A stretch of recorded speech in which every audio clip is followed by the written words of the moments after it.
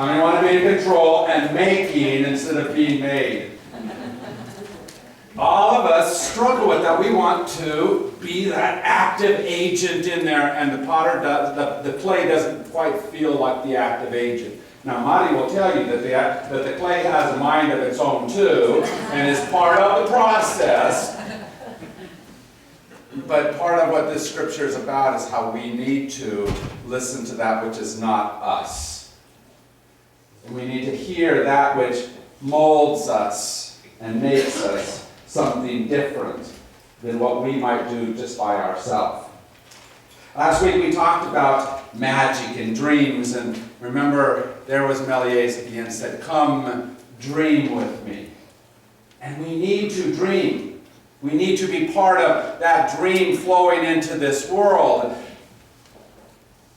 We need to have dreams for the people around us. How many have at least one dream for somebody in your life? And you look at them and you just hope and wish and pray for whatever that thing is that you want from them and that you hope they become. I loved that song that came out just a couple of years ago, "I Hope You Dance." Do you remember that? Dan Womack saying about a parent essentially looking at a child saying, "I hope this is what becomes of you." So when you have a choice to sit it out or dance, I hope you dance, that you become. And we need to have those kinds of dreams for each other. But sometimes those dreams become different than just the dream. And that's what I want to talk about today. Our movie is it's called Ruby Sparks. I just want to ask how many have seen it? That's what I thought.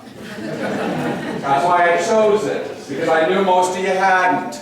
Because you got to choose all these other movies that you loved, and these two movies this week and next week I love.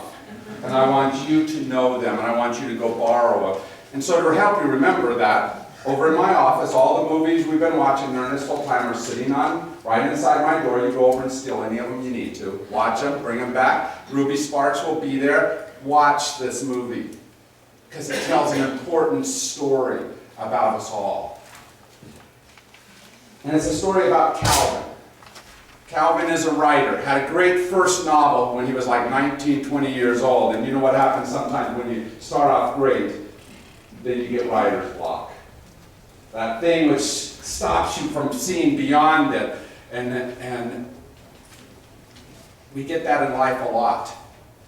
Those obstacles that make it so that's all we can see. And those dreams we have for each other are sometimes the way we're able to move beyond it. But it's hard for us to see those dreams. And so he goes to his therapist. And who, often they're the ones who help us see dreams beyond ourselves. Someone else that can speak something into our life. And so he talks to him about his dog. And the therapist says, well, then go write a story about your dog. Well, no, he's kind of, and he talks about all the bad things about the dog, right? Whose name is Scotty. But the therapist says, go write about it. And he goes home and the dog's pooped in the bedroom. Isn't that what happens? Right? So in this clip, you watch him coming out of the bedroom down the stairs to sleep in the living room. Watch what happens.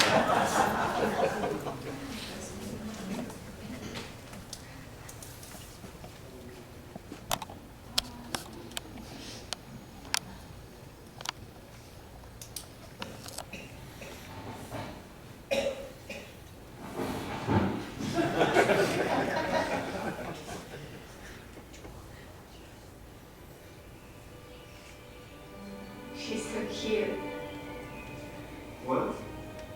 Your dog, she's so cute. Oh, he's a boy dog. He just peed like a girl. Didn't that before? I don't think so. You ready if I draw him? Probably don't get too close. He's a little scared of people.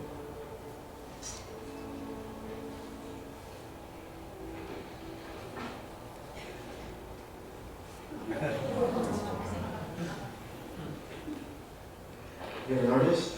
Yeah, I'm super good. What's your dog's name? Scott. Are you Scottish? No. I named him for Scott Fitzgerald. Who? That's Scott Fitzgerald. Novelist. Great Gatsby. I don't read a lot of fiction. You never heard about Scott Fitzgerald? Why? Is he really famous and important? Well, he's probably one of the greatest novelists who ever lived. Isn't that disrespectful? What? Naming your dog after him? It's a little disrespectful. It's an aggressive gesture. Think about it. You're a novelist. You think this guy's the greatest, so you name your dog after him to cut him down to size. This way you can put him on a leash and yell, "Bad Scotty."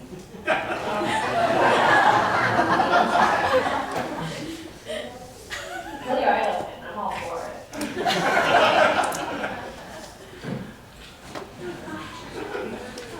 Hang on.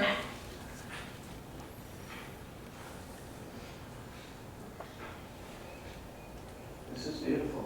Yeah. Your dog might pee like a lady, but I like him anyway. What did you say? I like him, just the way he is.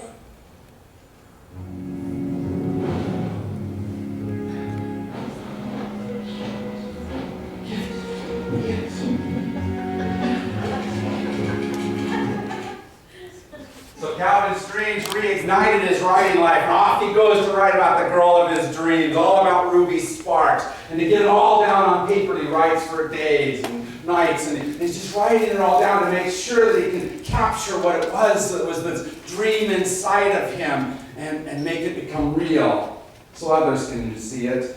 It consumed his heart, consumed his life. And isn't it great when your dreams are happening that way? When they're becoming this reality? And because in that, I think we rediscover ourselves. When dreams begin to become real, we rediscover the purpose, the meaning, the life that we want to have. And it's about larger than just me discovering my dreams, but also about us discovering our dreams. We need to have those dreams fill us up and make us into something grand and amazing. Our bishop at annual conference asked this question: do we still believe that anything is possible? Isn't that a great question? Because all of us get stuck in those places where we have writer's block of purpose, where we get caught up in whatever it is that's small in front of us and makes it so that we forget.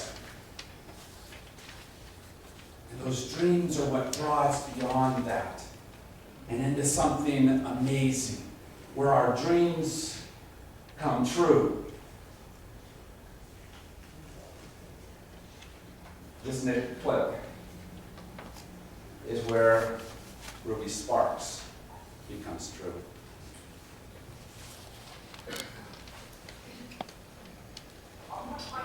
All right, well, if I leave now, I should be there in 15 minutes. If there isn't any traffic. Oh, damn it, Scotty. Oh, nothing. It's fine. I'll put it in the back trunk. I'll take him out. Thank you.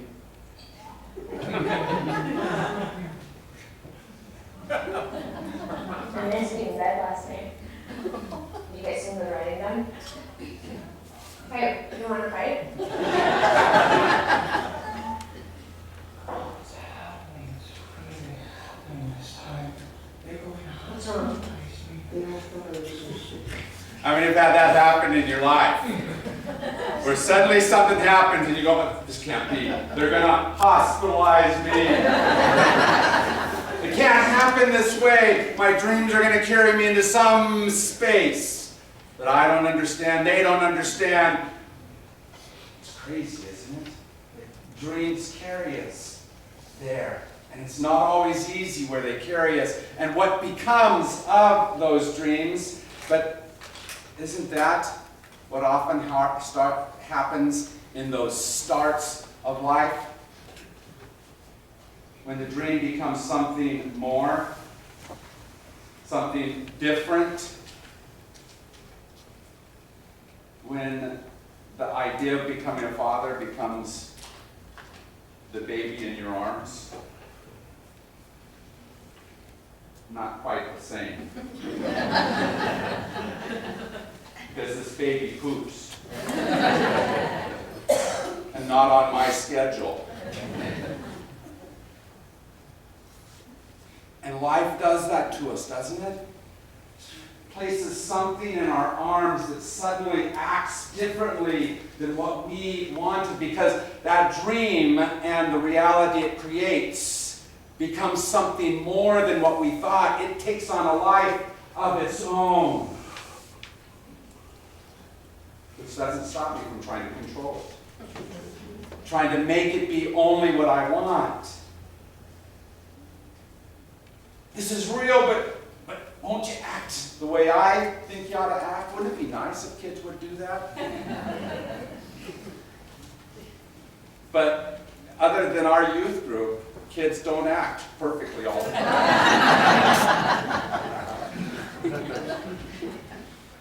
And we don't act perfectly for each other, do we? Either. Life goes in ways that just absolutely astound us, that flow over us, and we're just going, it can't be real. Here's Calvin's reaction.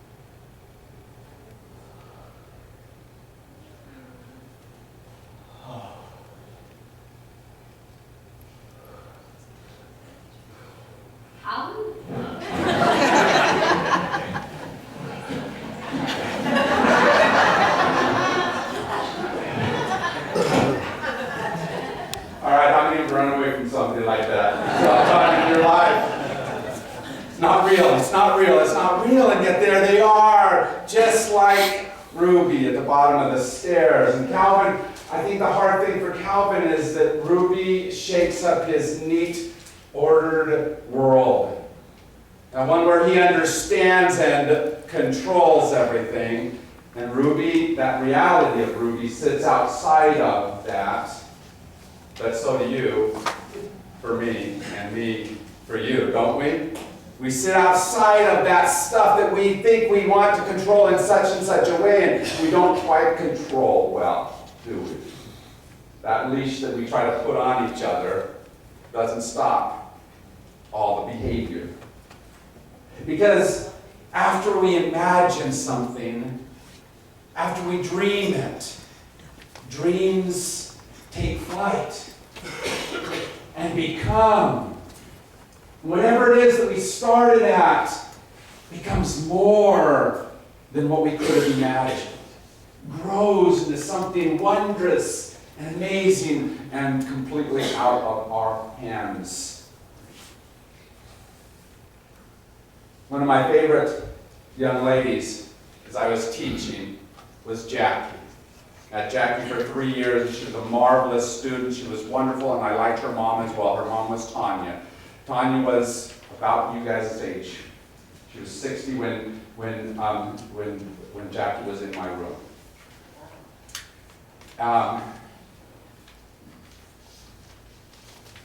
She was a good parent, loving parent, did all kinds of stuff. And at the end of first grade, I had to tell her, Tanya, next year you can't be in the classroom. She was there every single day, helping in so many ways. The good news is we had the larger classroom. I had 3 classes that worked together, so I put her in the classroom next door. You can go help with those first graders, but your second grader next year needs to have space.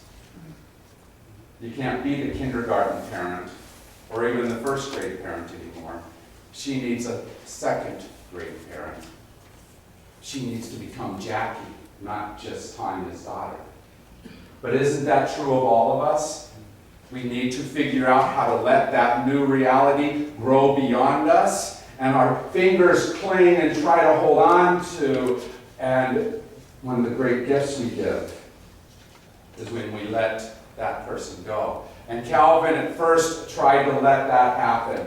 And Ruby drew him beyond himself. And at one time, they're sitting beside the pool, and Ruby all of a sudden just jumps in fully clothed and says, "Come on in." That is not Calvin, you might have guessed. But he jumps in and lets the dream change him and draw him beyond himself. But after a while, he begins to resist. Do you do that ever? You resist that dream and what it is making you into, and you try to fix instead, make the dream come back to what you thought it should be.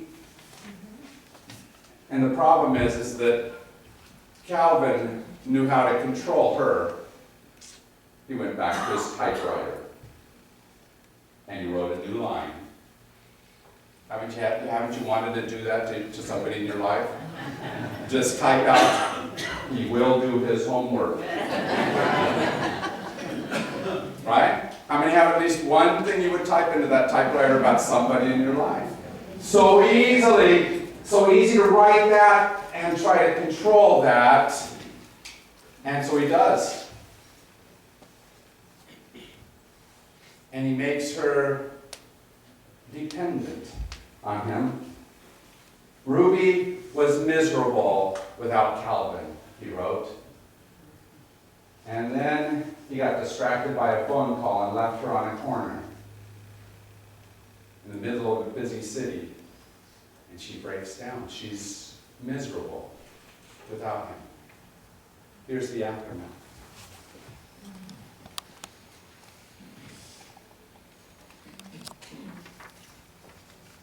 Didn't even notice it was gone. Ruby, sweetie, you have to calm down.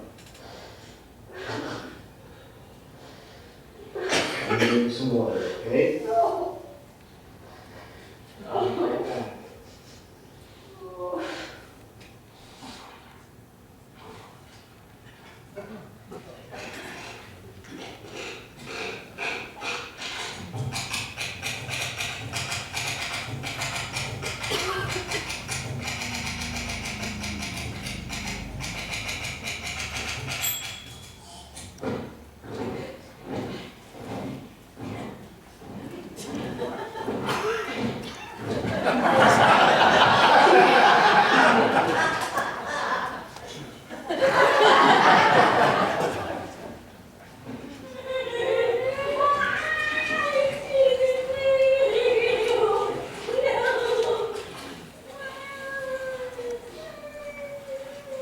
Thanks.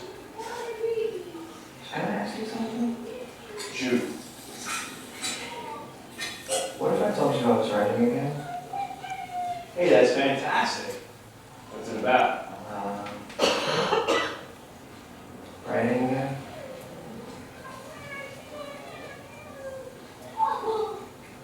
How's it going? Tits? No. She wasn't happy.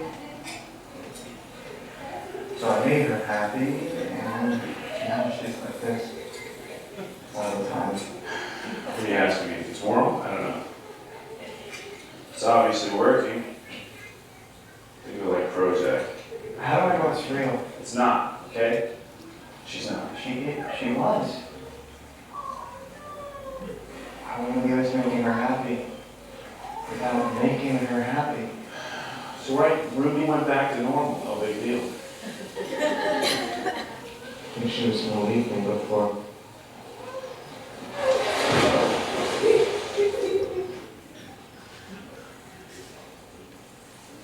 Susie left once. Why? Why didn't she tell me? You had a lot going on. And she came back. But I still think of that. I could lose her any moment.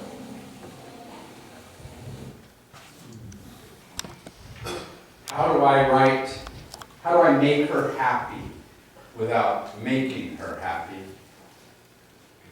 How do we rest in each other's lives, allowing happiness to happen without making it happen? How do we do that without controlling each other in the ways we want? You can imagine in the movie it kind of continued to devolve, because that's what movies do. And comes to a space where Calvin admits to Ruby what happened. He said, I'm not writing about you, I wrote you.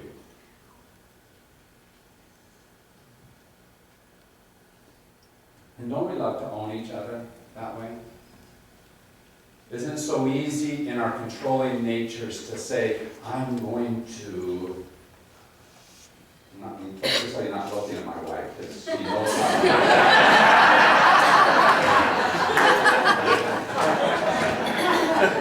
because it's so simple to be able to do, isn't it? Because we think we have the right size dream for that other person. We think we already know. But there's so much more than what we think.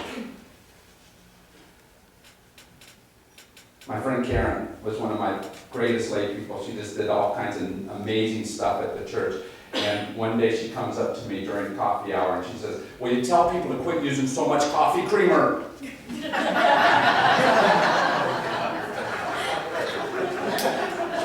Karen, I'm sorry, I can't tell them that.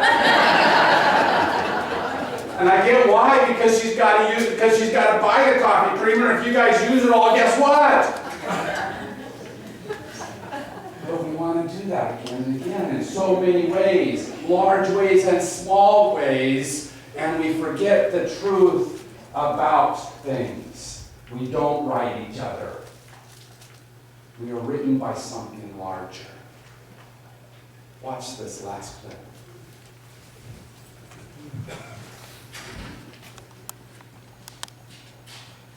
Your child! You don't get to decide what I do. On a bed. What? Pretty sure I could make you do whatever I want. What are you going to do, Calvin? Tie me up?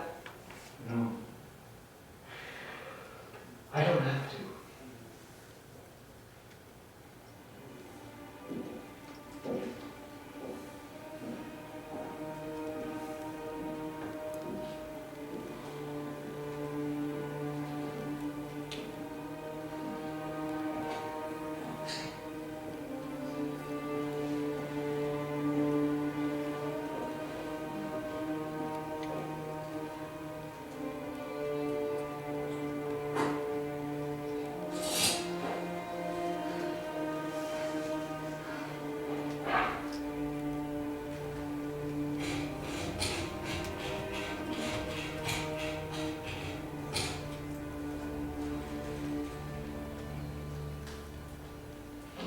Calvin? I'm going to call a cab.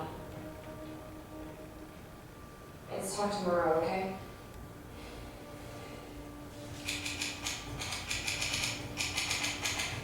Calvin.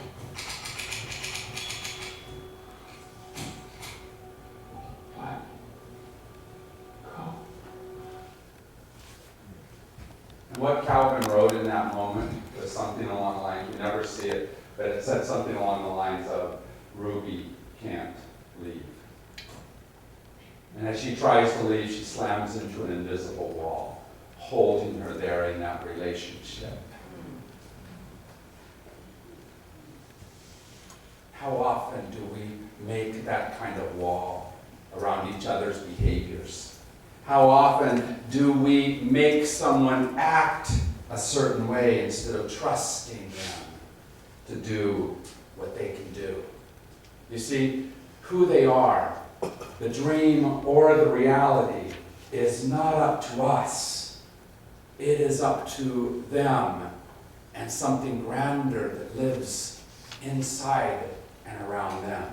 Matthew Fox said this, whatever can be truly expressed in its proper meaning must emerge from inside a person and pass through the inner form It cannot come from outside to inside of a person, but must emerge from within. It lives in the most spiritual side of the soul. There are things there. All things are present, living, and seeking within the soul what is spiritual, where they are in their best and highest meaning. Do we trust each other enough to trust that spirit inside of them? Do we love each other enough to let our dream become their reality? Do we give that dream truly and wholly over to that other person and the divine that lives inside of them?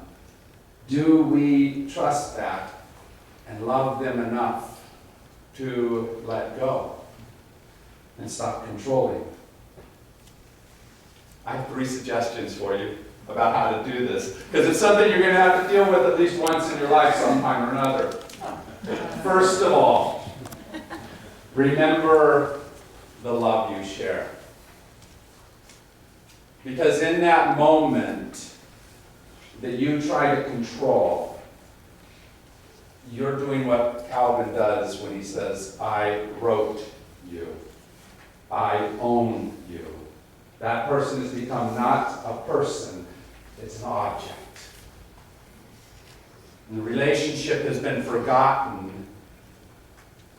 And we need to rediscover that love. We need to remember the love that rests there. Second of all, remember in that moment when someone has done it to you. When someone has tried to control you, tried to make you into something, tried to act so that you could only be one thing. Remember that moment and let it affect you in this moment. And then remember the truth of our scripture today, that there is a potter out there whose hands are all around that other person, molding and shaping and making, and sometimes tearing down one shape in order to form another. And it may not be the dream you have for that person. Let that potter be at work in them as well as in you. Let that potter continue to be very present in both lives and draw you both into something larger, newer, better than you would have believed, than any of us would have believed. Let that potter draw us into that new, amazing reality. At the end of the movie, there's an amazing little scene. And it happens after Calvin writes one more line to his story. And it says, as soon as Ruby left the house, she was no longer controlled by Calvin. And Ruby leaves. He goes on about life. And Calvin goes on about life and takes his dog Scotty off to the park. And there he sees Ruby, and he recognizes her, but she doesn't recognize him. And in the interim, he's written a story about all of this, and she's reading that book. And she begins to critique it a little bit, what she thinks, and then she realizes he's the author, and she says, oops, can we start over? And he agrees, and she says something amazing. Just don't tell me how it ends, okay? And when we try to not control, that's what we're doing. Is we're allowing the end to be played out for all of us. We're allowing the end to become something grander than any one of us alone could have thought, could have imagined. And Calvin says the most amazing little things. 2 words. He says, I promise.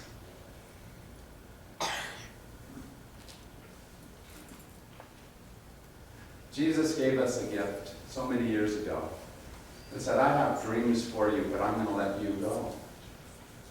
And I give you this space of communion, this gift of bread and of juice that reminds us that he lets go of us as he let go of those disciples. And so as we come up here, we come up to be able to once again remember who God is making us into.